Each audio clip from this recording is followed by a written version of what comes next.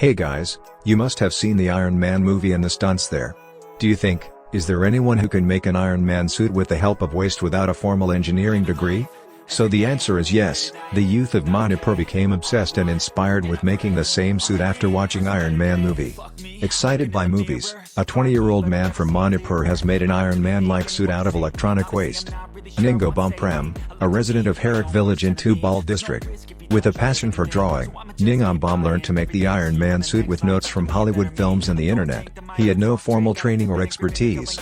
Most of these armbands are made of motors, while most of the body parts are made of cardboard. Armor has also been made from trash, emergency lamps, electronic toys, and even IV liquid tubes. The unavailability of funds and financial hardships forced Ningombom to look for alternative means to complete his designs.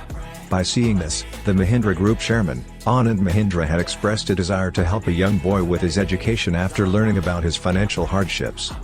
Thanks for watching. If you like this video, please like, subscribe and comment.